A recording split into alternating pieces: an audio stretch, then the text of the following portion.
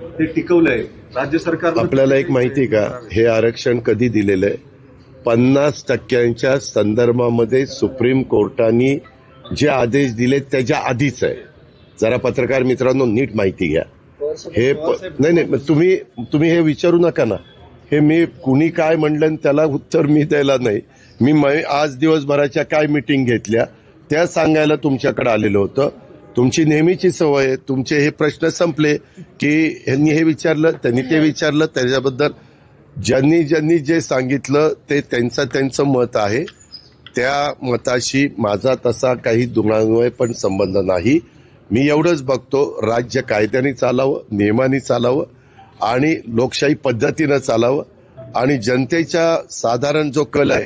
आज मला तुम्हाला एक गोष्ट सांगायची, 3000 एकर जमीन आम्ही जी काही विमानतळाच्या करता घेतो त्याच्यामध्ये जिल्हाधिकाऱ्यांनी मला मागे सांगितलं होतं की एक्झॅक्ट कुठली ते जे आम्हाला नंबर दिले तर आम्ही पुढे काम करू शकू, तर त्यांनी काम सुरू केलेलं आहे। आज अनेक तिथल्या मान्यवरांना, तिथल्या सरपंचांना, तिथल्या ह्या विमानतळाच्या बाबतीमध्ये त्यांची काही भूमिका होती त्यांना आम्ही भेटलेलो आहे। आता पण काही एक शिष्टमंडळ भेटून गेलेलं आहे आणि त्याच्यात जवळपास 1400 एकर जमिनीच्या संदर्भामध्ये त्यांनी सकारात्मक भूमिका घेतलेली आहे। अशा अर्थामध्ये ते माझं मी ठरवीन, त्याच्यामध्ये तुम्ही कुणी फार काळजी करण्याचं कारण नाही। दादा, जरांगे पाटलांचं आंदोलन सुरू आहे। आज शिंदे समितीचे शिष्टमंडळ देखील भेटायला गेलं होतं, मात्र आंदोलन मागे घेण्यास तयार नाहीत।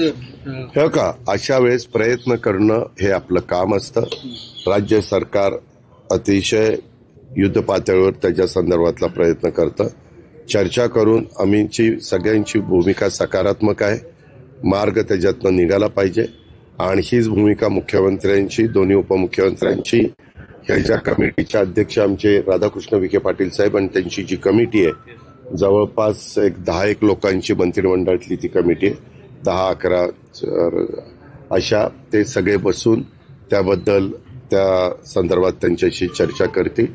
चर्चा केल्यानंतर कुठं ना कुठं मार्ग निघू शकतो। हा आजपर्यंतचा राज्याची निर्मिती झाल्यापासून आजपर्यंतचा अनुभव आहे। त्यानं आपल्या पुण्यात आहे ना, आपण त्याच्यामध्ये पीआरला नितीश कुमार बघतील, लालू बघतील, काय तुला करायचं थांब जरा। तर त्या पद्धतीनं बदल केला तर मराठ्यांना आरक्षण मिळू शकतं।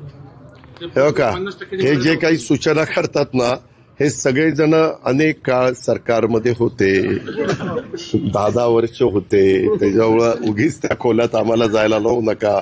सगळे वंदनीय, पूजनीय, आदरणीय मान्यवर आहेत, त्याच्यामुळे मला त्याबद्दल खोलात जायचं नाही।